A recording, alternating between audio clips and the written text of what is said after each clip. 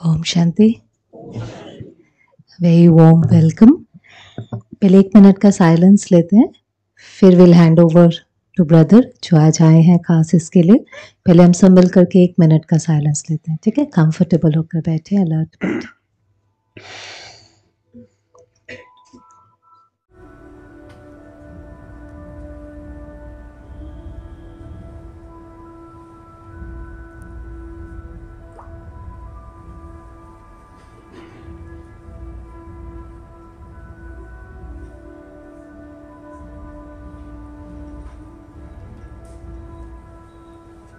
ओम शांति। नमस्कार, मेरा नाम कैप्टन सुंदरचंद ठाकुर है और मैं नवभारत टाइम्स मुंबई का स्थानीय संपादक हूं। और बीके श्रेया जी को आप लोग जानते ही होंगे। मैंने 2 साल पहले इनसे बातचीत की थी। सिस्टर जो हैं all over world Brahma Kumari इसको रिप्रेजेंट करती हैं और बहुत सारे ऐसे विचार जिनसे कि जीवन में स्फूर्ति आती है और मानसिक शांति मिलती है। और इनका तरीका बहुत ही अद्भुत है, उसे आप कुछ ही क्षणों बाद महसूस करेंगे स्वयं। और सिस्टर ने इंग्लिश में ऑनर्स किया है, इंग्लिश लिटरेचर में, और 15 सालों से वो ब्रह्मा कुमारी के साथ जुड़ी हुई है। और उनके भीतर जो ज्ञान का भंडार है उसको बाहर निकालना आप लोगों के लिए वो मेरा उत्तरदायित्व है आज। अच्छा, मैं ये भी चाहूँगा कि सभी लोग थोड़ा मुस्कुराते रहें, क्योंकि मुस्कुराना स्वास्थ्य के लिए बहुत लाभदायक है और ये कोई ऐसा पनिशमेंट वाला मामला नहीं है, सब घर की बात है। इतना अच्छा काम कर रही है ब्रह्मा कुमारी, और जो अकेले ये इंस्टीट्यूट संस्था के रूप में ही, अब तो मैं संस्था ही मानूंगा, जिस तरह से काम कर रही हैं वो उसके लिए तारीफ करने के लिए शब्द नहीं है। मेरा जो बैकग्राउंड है, आर्मी का बैकग्राउंड है। मैं पहले इंडियन आर्मी में था और मैं एक लेखक हूँ। किताबें, मैंने कविताएं लिखी हैं, कहानियाँ लिखी है, और मैं एक मैराथन रनर भी हूँ। हर साल मुंबई की फुल मैराथन दौड़ता हूँ। और आज आप लोगों से जो टॉपिक है हमारा, मन में है तो मुमकिन है, मेरा एक यूट्यूब चैनल है माइंड फिट के नाम से। समझिए कि वो ब्रह्मा कुमारी का ही चैनल है, बिकॉज शिवानी दीदी से मैंने पहला साक्षात्कार किया था, शायद बोरीवली सेंटर में ही किया था, और उनसे जो बातचीत की थी वो वीडियो इतना वायरल हुआ कि उसी से चैनल जो है चल पड़ा।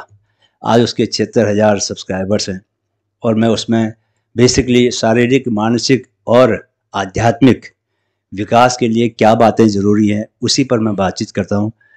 तो सिस्टर श्रेया जी, बहुत बहुत नमस्ते। तो मन में है तो मुमकिन है, ये ऐसा जो टैगलाइन है वो माइंड फिट की है। अब मन में है तो मुमकिन है, मन में बहुत सारी बातें रहती हैं, है ना? नहीं? आपसे मैं जानना चाहता हूँ कि हम लोग सबसे जो बड़ी जो अमानत है वो है शांति, नहीं? तो मन में, अगर मैं चाहता हूँ कि शांति मेरे मन में आए, और तो उसको मुमकिन कैसे किया जाए कि मन में शांति आ जाए? हम ये लाइन कई बार कहते हैं कि मन की शांति चाहिए। कॉमन जो एक लाइन हर एक को दुनिया में होता है कि मन की शांति चाहिए, पर परमात्मा ने हमें समझाया कि शांति चाहिए नहीं है, मैं हूं ही शांत स्वरूप। लेकिन मन की शांति चाहिए नहीं, पर मन की शांति बनाए रखने की मेहनत जरूर करनी पड़ती है, क्योंकि मन विचार करता है और हर विचार एक फीलिंग को क्रिएट करता है। तो अगर मन की शांति को बनाए रखना है तो अटेंशन देना पड़ता है कि हर संकल्प जो हम क्रिएट करते हैं, जो हमारा मन क्रिएट करता है, वो संकल्प श्रेष्ठ होना चाहिए। चाहे कैसी भी परिस्थिति है, चाहे कैसा भी व्यक्ति है, अगर उठने वाला संकल्प श्रेष्ठ है तो शांति बनी रहेगी। जैसे ये साड़ी है, ये व्हाइट कलर की है, इसको व्हाइट करना नहीं है, लेकिन सारा दिन अटेंशन देना पड़ता है कि ये व्हाइट रहे, इस पर कोई दाग लगे नहीं। ऐसे मन पर ध्यान देना पड़ता है कि कोई ऐसा संकल्प हम ना करें, कोई गलत संकल्प, व्यर्थ संकल्प, किसी के प्रति क्रिटिकल, जजमेंटल, हेट्रेड का, जेलसी का, वो हमारी शांति को कम कर देता है। तो अटेंशन देने की बात है। क्या बात है, बिल्कुल सही बात आपने कही। कई बार हम भूल जाते हैं कि हमारा जो मूल स्वरूप है वही शांति स्वरूप है। तो लेकिन दुनिया जो है, संसार जो है, उसमें बहुत सारी चीज़ें हैं, आपाधापी है, फाइनेंशियल सिक्योरिटी की बात है, लोग नौकरी करते हैं, पैसों से परिवार चलता है। कई बार ऐसा होता है कि पैसों की न रहने की वजह से स्ट्रेस बहुत आता है। तो ये बड़ा अजीबोगरीब, मैं एक सवाल पूछना चाहता हूँ आपसे कि फाइनेंशियल सिक्योरिटी जीवन में बनी रहे, इसके लिए आपके पास क्या कोई उपाय हैं? हम जिस समय से गुजर रहे हैं वो बहुत अनसर्टेनिटी का है, और हम देखते भी हैं कि दुनिया के अंदर कई चीज़ें बहुत अचानक होती हैं। पिछले कई सालों में हमने देखा कि बहुत स्टेबल जॉब्स भी जिनों की होती थी, अचानक अगले दिन जाते थे और उनको सुनने को मिलता था कि उनको निकाल दिया है। कंपनीज डाउन साइज कर रही थी, बहुत ज़्यादा ले ऑफ हो रहा था। इसलिए कितनी हमारी जॉब सिक्योरिटी है वो तो कहना बहुत मुश्किल है इस समय पर, ये समय ही अचानक का है। लेकिन अगर हम एक चीज की सिक्योरिटी रखें कि चाहे कोई भी बात हो जाए हम हिलेंगे नहीं, तो एक दरवाजा बंद होगा तो दूसरा जरूर खुल जाएगा। अगर अपने अंदर शक्ति हो, नहीं तो क्या होता है आजकल कि फाइनेंशियल सिक्योरिटी जॉब सिक्योरिटी पर डिपेंडेंट है। जॉब कई बार हमारी जाती है, वो एक परिस्थिति बाहर से आती है, आ सकती है, किसी के सामने भी आ सकती है। इसमें कोई ऐसा नहीं कह सकता कि आप रोज यहाँ आएंगे तो आपकी जॉब बनी रहेंगी। ये कोई भी इस चीज का वायदा नहीं कर सकता है। लेकिन ये जरूर होता है कि किसी की जॉब जाती है तो आप देखेंगे कि वो मन से भी कमजोर हो जाते हैं, डिप्रेशन में भी चले जाते हैं, उनके रिश्तों पर असर पड़ने लगता है, उनके घर के वायुमंडल में असर पड़ने लगता है, उनकी हेल्थ पर असर पड़ने लगता है। तो कभी कभी एक परिस्थिति अनेक परिस्थितियों को जन्म देने के निमित्त बन जाती है। पर अगर हम ये समझ लें कि समय अचानक का है, कोई भी परिस्थिति आ सकती है, चाहे वो जॉब की है, चाहे वो कोई भी है, लेकिन जिस समय परिस्थिति आई, अगर हम स्वस्थिति का ध्यान रखें और अपने से पूछें अब क्या करना है और वो करना शुरू कर दें, तो फिर हम जरूर अपने परिवार को और अपने को मैनेज कर पाएंगे। एक्चुअली हम मैनेज इसलिए नहीं कर पाते हैं क्योंकि हम खुद को मैनेज नहीं कर पाते हैं प्रॉब्लम में। तो प्रॉब्लम में अगर खुद को मैनेज करना आ जाएगा तो फिर फाइनेंशियल सिक्योरिटी और कई प्रकार की सिक्योरिटीज अपने आप आने लग जाएंगी। बाकी ऊपर नीचे बाहर हो जो होता भी है, लेकिन अटेंशन किस चीज का देना है कि ऊपर नीचे अंदर नहीं हो। बहुत सुंदर बात कही आपने। इसी को थोड़ा सा मैं आगे बढ़ाना चाहता हूँ कि जैसे जो लोगों को ऑलरेडी जॉब है, वो लोगों को अगर सपोज करो जिस कंपनी में वो काम करते हैं वहाँ से कुछ लोगों को निकाला जाना है, तो ऑब्वियसली लोग छांट के निकालते हैं। तो ऐसी कुछ क्वालिटीज पर आप क्या बात कर सकती हैं जो क्वालिटी आपको कभी भी किसी जॉब से निकाला जाना तो आपका नंबर जो है सबसे आखिरी हो? मतलब सारे निकल जाएं उसके बाद फिर आपका नंबर है, आपको निकालने की सोचे ही ना। मैं पर्सनली समझती हूँ ऑनेस्टी। बाकी मैं नहीं कह सकती हर एक की क्या डिमांड है, हार्डवर्क भी है, डेडिकेशन भी है, लेकिन मैं समझती हूँ कि ऑनेस्टी की वैल्यू आजकल बहुत मुश्किल हो गई है। और अगर कोई ऑनेस्ट होता है और कंपनी या कोई उसके ऊपर ट्रस्ट करते हैं, तो ऐसे व्यक्ति की अगर स्किल थोड़ी बहुत ऊपर नीचे भी होगी, लेकिन जो उसकी क्वालिटी है, दो चीजें होती हैं, एक है क्वालिटी, एक होती है स्किल। स्किल डेवलप की जा सकती है और स्किलफुल लोग आजकल बहुत हैं। आजकल बहुत जो लोग इंटरव्यू देने अगर आते भी हैं, बहुत स्किल है, बहुत उनके के अंदर टैलेंट है, लेकिन जो जरूरी है वो है वैल्यूज। तो अगर किसी में ऑनेस्टी है और कंपनी उसको ट्रस्ट कर सकती है और वो हार्ड वर्किंग है, तो मैं समझती हूँ शायद उसका नंबर लास्ट होगा।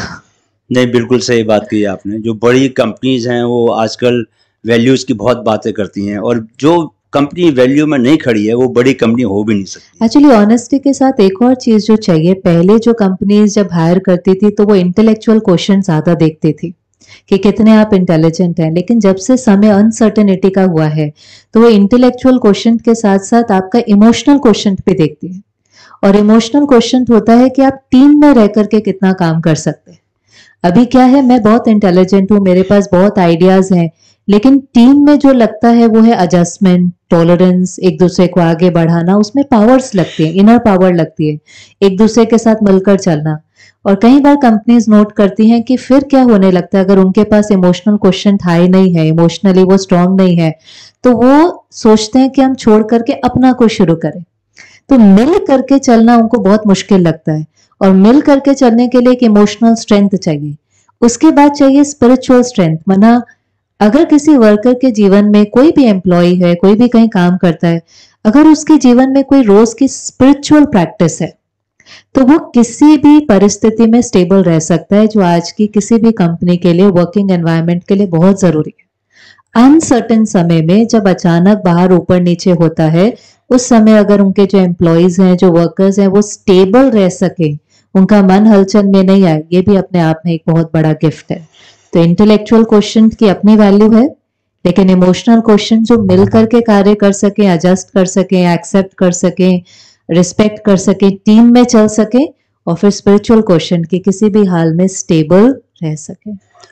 जी सिस्टर, आपने कहा कि स्पिरिचुअल प्रैक्टिस रोज करने की जो बात आपने अभी कही, उस पर मैं लास्ट में आऊँगा, क्योंकि मैं चाहूँगा कि आज हम कुछ ना कुछ ऐसी प्रैक्टिस लेके जाएं अपने साथ, खासकर जो सिस्टर खुद से करती हैं, ताकि हम भी उनकी तरह ओजस्वी और शांत स्वरूप बन सकें। तो इमोशनल क्वेश्चन की आपने बात की, मैं कल ही इस सब्जेक्ट पर रिसर्च कर रहा था, तो मैंने ये देखा कि इमोशनल क्वेश्चन यानी कि एक व्यक्ति, उसका इमोशनल क्वेश्चन हाई होने का मतलब है कि उसको, जिन लोगों से वो डील कर रहा है, वो लोग क्या सोच रहे हैं, उन लोगों के अंदर क्या इमोशन चल रहा है, उसका उसको आइडिया रहता है। तो इसके लिए वो कभी भी गलत डिसीजन नहीं लेता, वो उनके इमोशंस के अकॉर्डिंग डिसीजन लेता है। अगर ये क्वालिटी हम में आ गई तो हम कभी किसी से झगड़ा नहीं करेंगे। ऑफिस में आपको सब लोग पसंद करेंगे, क्योंकि आप सब लोगों के इमोशंस का केयर करते हुए कोई भी डिसीजन ले रहे हो। सिस्टर, जो आजकल का यूथ है, वो लोगों को फाइनेंशियल सिक्योरिटी बोले तो वो लोग अच्छी नौकरी चाहिए उनको, इसलिए वो कंपटीशन की तैयारी करते हैं, और या बिजनेस शुरू करते हैं तो तेजी से वो एक्सपेंड करना चाहते हैं, बड़ा बिजनेस बनाना चाहते हैं। और इस चाह में क्या हो रहा है कि बहुत ज़्यादा एंजाइटी और स्ट्रेस पैदा हो रहा है। कोटा में जहाँ पर कि लोग तैयारी करने जाते हैं, वहाँ एक साल में 30 बच्चों ने सुसाइड कर लिया। तो आप ये स्ट्रेस एंजाइटी जो फाइनेंशियल सिक्योरिटी को लेकर है या नई नौकरी को ढूंढने को लेकर है, इसके साथ कैसे डील करें? स्ट्रेस एंजाइटी बाहर से नहीं है, कंपटीशन बाहर से है। दोनों बहुत अलग चीज है जी। एक है कंपटीशन, दूसरा है कंपटीशन से होने वाला स्ट्रेस। कंपटीशन तो आने वाले दिनों में और बढ़ना ही है, वो कोई कम नहीं होना है। चाहे वो बच्चों के लिए है, चाहे वो बिजनेस की फील्ड में है, चाहे वो किसी भी फील्ड में देखे, कंपटीशन बढ़ रहा है। लेकिन कंपटीशन है, समझो बाहर से आने वाला प्रेशर। जी। अब वो प्रेशर को हैंडल करने के लिए चाहिए इनर पावर। जैसे वो हम स्कूल में पढ़ते थे ना, साइंस में एक स्ट्रेस का फॉर्मूला होता था, सिंपल सा, stress equals to pressure upon area. Oh या वहां साइंस में यूज करते थे, अभी लाइफ में यूज करना है। अभी स्ट्रेस क्या है? स्ट्रेस इक्वल्स टू प्रेशर नहीं है, कंपटीशन नहीं है, लेकिन उस कंपटीशन के साथ डील करने की आप में कितनी क्षमता है। अभी कंपटीशन सबके लिए सेम है, लेकिन उसी में आप देखेंगे किसी बच्चे पर उस कंपटीशन का बिल्कुल प्रभाव नहीं पड़ता है, किसी पर थोड़ा पड़ता है, किसी पर इतना पड़ जाता है कि वो डिप्रेस्ड होकर के सुसाइड भी कमिट करने लगता है। अब अगर कंपटीशन जिम्मेवार होता तो सबकी मन की स्थिति सेम होती। कंपटीशन को ब्लेम करना, एग्जाम को ब्लेम करना बहुत इजी है, we want to shift the responsibility. पर अगर आउटर सर्कमस्टेंस हमारी स्थिति के लिए रिस्पॉन्सिबल है, तो आउटर सर्कमस्टेंस सब बच्चों के लिए सेम है, कोटा में सब बच्चे हैं, सबके लिए सेम है, लेकिन सब तो वो एक्सट्रीम स्टेप नहीं उठाते हैं। एक्सट्रीम स्टेप कौन उठाता है? जो मन से कमजोर है और उसके मन में चलने लगता है कि शायद मैं कर नहीं पाऊंगा, मेरे से हो नहीं पाएगा, मेरे पेरेंट्स क्या कहेंगे, फैमिली क्या कहेंगे, नहीं क्लियर हुआ तो क्या होगा। ये उसके एक अंदर में एक थॉट पैटर्न होता है, जो थॉट पैटर्न बहुत डीप होता जाता है। ये थॉट पैटर्न एंजाइटी क्रिएट करता है, फियर क्रिएट करता है, over a period of time depression create करता है, और वो जो इंटरनल सफरिंग है वो अनबेरेबल हो जाती है। और वो अनबेरेबल सफरिंग माना वो इनर सफरिंग है, and it's very sorry to say कि वो मैंने खुद क्रिएट करी, वो कंपटीशन ने नहीं क्रिएट की है, वो मेरी खुद की कमजोर मन ने, मेरे खुद की नेगेटिव थिंकिंग ने क्रिएट करी है। क्योंकि हमें जीवन में सब कुछ सिखाते हैं, सोचना कैसे वो नहीं सिखाते हैं। करेक्ट। एक बच्चे को भी आप स्कूल में देखो, सब कुछ सिखाते हैं। बच्चा स्कूल में जाता है, पढ़ना लिखना, स्पोर्ट्स, को करिकुलर एक्टिविटीज। आज बच्चे की छुट्टी होती है ना, पहले पेरेंट्स प्लान करने लगते हैं कौन सी क्लास में जाना है, गिटार में जाना है, क्रिकेट में जाना है, इधर जाना है, तो उसको हम सब कुछ सिखाते हैं और उसमें से बहुत कम चीजें हैं जो हम लाइफ में यूज करते हैं। होलिस्टिक डेवलपमेंट बहुत अच्छी बात है, लेकिन एक चीज जो बच्चा हर समय यूज करता है वो है उसका मन। और वो मन को कैसे चलाना है, हर सेकंड क्या सोचना है, एग्जाम में क्या सोचना है, एग्जाम से पहले क्या सोचना है, वो उसको कोई भी सिखाता नहीं है। तो वो उसकी नेगेटिव थिंकिंग उसको उस मोड़ पर ले आती है कि इतना अनबेरेबल हो जाता है वो फियर, वो एंजाइटी, वो पेन, कि वो सोचता है कि ये सब कब खत्म होगा, जब मैं अपनी लाइफ खत्म कर दूंगा। पर एक्चुअली में हमें ये भी पता नहीं चलता कि सुसाइड कमिट करना बेसिकली आपने बॉडी को खत्म किया, पर हम ह्यूमन बीइंग है। तो बीइंग तो खत्म हो नहीं सकती, एनर्जी तो डिस्ट्रॉय हो नहीं सकती। एनर्जी फिर जाकर के नेक्स्ट कॉस्ट्यूम लेगी और वही फियर का संस्कार, वही नेगेटिव थिंकिंग का संस्कार आगे कैरी फॉरवर्ड हो जाएगा। आप उससे एस्केप नहीं कर सकते हैं, इसलिए एक्चुअली में हमें उसको फेस करना चाहिए, एस्केप नहीं करना चाहिए। सिस्टर बहुत अच्छी बात कही आपने। तो ये जो सोचने वाली बात कही कि सोचना नहीं आता यूथ को क्या, इवन बड़ी उम्र के लोगों को भी मैं देखता हूँ कि सोचने का जो स्टाइल है, सोचने का जो आधार है, एक जो लिटिल वॉइस हमारे भीतर रहती है, हमेशा मैंने ये महसूस किया कि सुबह उठने से लेकर, आप लोगों ने भी महसूस किया होगा कि एक आवाज़ है आपके भीतर जो आपसे सुबह से लेकर रात सोने तक बात करती रहती है। तो मैंने ये देखा कि अगर उस आवाज़ की आप बातें जो हैं वो पॉजिटिव कर दें, या जब भी वो नेगेटिव बात करें तो आप कॉन्शियस हो जाएं, तो इतने भर से आप सही फैसले लेने लगते हैं। तो कैसे, या आपके पास कोई और भी तरीका हो तो बताएं कि कैसे ये सोचना ठीक किया जाए। अगर ये ठीक हो जाए तो जीवन ही ठीक हो जाएंगे ना, क्योंकि मन जीत जगत जीत। हाँ, अगर आपको जगत के ऊपर जीत प्राप्त करनी है तो आपको अपने मन के ऊपर जीत प्राप्त करनी है। बहुत सारी चीजें हैं जिसका मन के ऊपर डायरेक्ट इनडायरेक्ट असर पड़ता है, लेकिन टू बिगिन विद एक चीज जो इमीडिएट की जा सकती है कि अगर जैसे आपको शरीर को हेल्दी बनाना है, तो सबसे इंपॉर्टेंट चीज कौन सी होती है शरीर को हेल्दी बनाने के लिए? डाइट। डाइट और एक्सरसाइज में भी 70% डाइट। अगर आपने कुछ भी नहीं किया और केवल आपने अपनी डाइट को हेल्दी कर दिया तो आपकी बॉडी हेल्दी होने लगेगी। ऐसे ही अगर आप मन को शक्तिशाली बनाना चाहते हैं तो बस एक चेंज करना शुरू कर दें, जो आपकी डाइट है। डाइट जो मन की डाइट है, हम क्या देखते हैं, हम क्या सुनते हैं और हम क्या पढ़ते हैं। अब सारा दिन में अगर आप यूथ को देखें, कॉन्शियसली या सबकॉन्शियसली हमारा कंटेंट की क्वालिटी क्या है, चाहे वो हमारी न्यूज है, चाहे वो हमारी आज की फिल्म्स हैं। फिल्म्स में भी आजकल कहते हैं जो चीज सेल करती है, जो चीज एक फिल्म को कमर्शियली सक्सेसफुल बनाती है, वो है वायलेंस और लस्ट। वो एनिमल फिल्म आई है ना, उसमें सारा एकदम हाइट ऑफ वायलेंस जिसको बोलते हैं। और उसमें क्या होता है, पहले हम वायलेंस दिखाते थे विलेन को करते हुए, तो हमें वायलेंस के प्रति एक रिपल्शन की फीलिंग आती थी, एक डिस्गस्ट की फीलिंग आती थी कि ये नहीं होना चाहिए। हम जब सिनेमा देखकर बाहर आते थे तो हमें लगता था ये चीज गलत है। अब वो जो चीजें हैं वो कोई विलन नहीं पोर्ट्रे करता है, वो कौन करता है? फिल्म का प्रोटैगनिस्ट।